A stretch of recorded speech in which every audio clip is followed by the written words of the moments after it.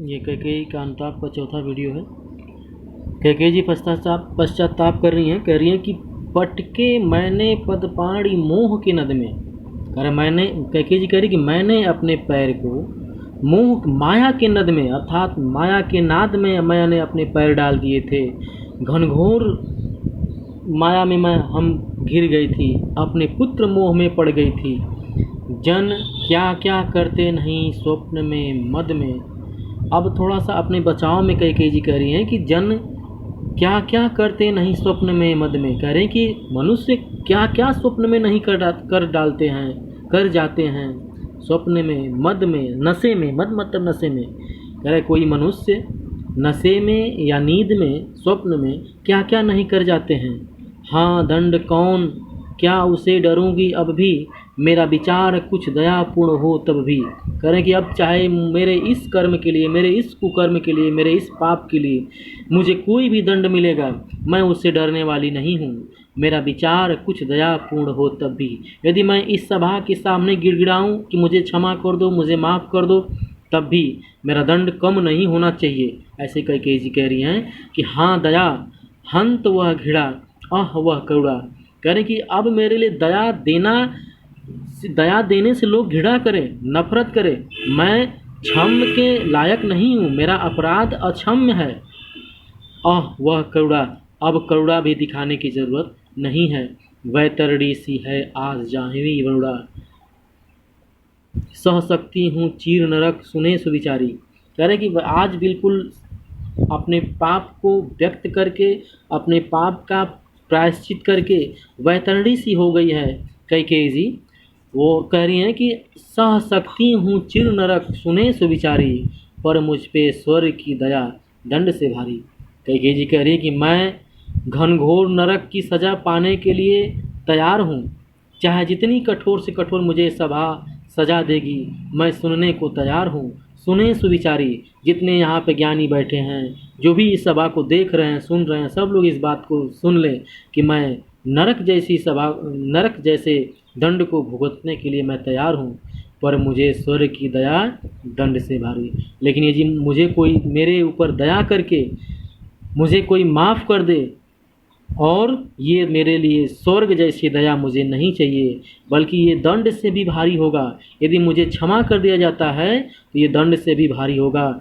मैं जो पाप किया है, मुझसे जो भी पाप हुआ है, उसका प्रायश्चित करने के लिए मुझे कोई न कोई दंड जरूर मिलना चाहिए। ऐसा कैकेयी सभा के सामने बार बार कैकेयी जी करें कि लेकर अपना यह पुलिस कठोर कलेजा, मैंने इसके लिए तुम्हें बन भेजा। कह रहे कि मेरा हृदय, मेरा कलेजा पत्थर का हो गया था, मैं सब कुछ मोह में आकर के मैं सब कुछ भूल गई थी। जैसा कि हम सभी लोग जानते हैं कि कैकेयी अपने पुत्र से भी ज़्यादा श्री राम जी को मानती थी, लेकिन उसकी आंखों पे ऐसा माया का पर्दा पड़ा, अपने पुत्र के मुंह में ऐसा फंसी कि श्री राम जी को वन भेज दी, वनवास मांग ली, भरत जी को राजगद्दी मांग ली। वही कह रहे कि लेकर अपना यह पुलिस कठोर कलेजा, मैंने इसके लिए तुम्हें बन भेजा। वह मेरा हृदय पत्थर का हो गया था और मैं अपने मोह में आकर के तुमको बन भेज दिया। घर चलो इसी के लिए न रूठो अब यूँ, कुछ और कहूँ तो उसे सुनेंगे सब क्यों। कह रहे कि अब घर चलो भैया, श्री राम जी आप घर चलिए, अब इसके लिए मत अड़ो, मत रूठो। मैंने पाप किया है, उसके लिए मैं प्रायश्चित कर रही हूँ, मैं बार बार क्षमा मांग रही हूँ, अब मुझसे ना रूठो। कुछ और कहूँ तो उसे सुनेंगे सब क्यों। कह रहे कि और इसके अलावा मैं कुछ कहूँ तो लोग नहीं मानेंगे, नहीं सुनेंगे। मुझको यह प्यारा और इसे तुम प्यारे, मेरे दुगने प्रिय रहो मुझसे न्यारे। कैकेयी जी कह रही हैं कि मुझको यह प्यारा और इसे तुम प्यारे, अर्थात कह रही कि मुझे मेरा बेटा भरत प्यारा है और मेरे बेटे भरत को तुम प्यारे हो। अब एक तरह से थोड़ा सा ये मैथ का इक्वेशन तरह समझिएगा आप लोग कि मुझको यह प्यारा अर्थात मैं जितना प्रेम भरत से करती हूँ उतना ही भरत आपसे प्रेम करता है, अर्थात राम से प्रेम करता है। मेरे दुगने प्रिय रहो मुझसे न्यारे। अब इस तरह से भरत कैकेयी का प्रेम और राम का प्रेम दुगना हो गया। कैसे दुगना हो गया? क्योंकि जितना कैकेयी कह रही कि जितना मैं अपने पुत्र से प्रेम करती हूँ उतना ही प्रेम भरत आपसे करता है। मेरे दुगने प्रिय रहो न मुझसे न्यारे, इसलिए मेरे दुगने प्रिय भरत से दुगना तुम मुझे प्रिय हो, अब मुझसे दूर न रहो। मैं इसे न जानूं किंतु जानते हो तुम, अपने से पहले इसे मानते हो तुम।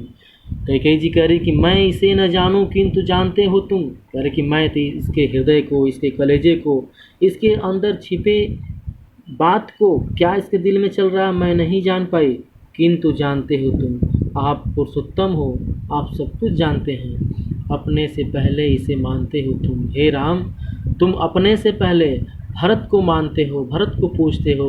तुम भ्राताओं का प्रेम परस्पर जैसा, यदि वह सब पर यूं प्रकट हुआ है वैसा। कर तुम भाइयों का प्रेम देख करके जैसा एक दूसरे पे प्रकट हुआ है, यदि वह सब पर यूं प्रकट हुआ है वैसा, तुम बिल्कुल एक दूसरे पे जैसा प्रकट किए हो प्रेम, तो पाप दोष भी पुण्य तोष है मेरा, मैं रहूं पंकिला पद कोश है मेरा। कर तुम दोनों भाई जिस अंदाज में मिले हो, सब कुछ भूल करके तुम्हारे इस मिलन को देख करके कह रही कैकेयी कि तो पाप दोष भी पुण्य तोष है मेरा, मुझसे जो पाप हुआ है वो भी मेरा पाप अब पुण्य में बदल गया। मैं रहूं पंकिला पद कोश है मेरा। कह रही कैकेयी जी कह रही कि मैं कीचड़ के समान हूँ, लेकिन उस कीचड़ के समान जिस कीचड़ में कमल निकलता है, जिस कीचड़ में कमल खिलता है, पद कोश है मेरा। मैं उस कीचड़ के समान हूँ जिसमें कमल खिलता है।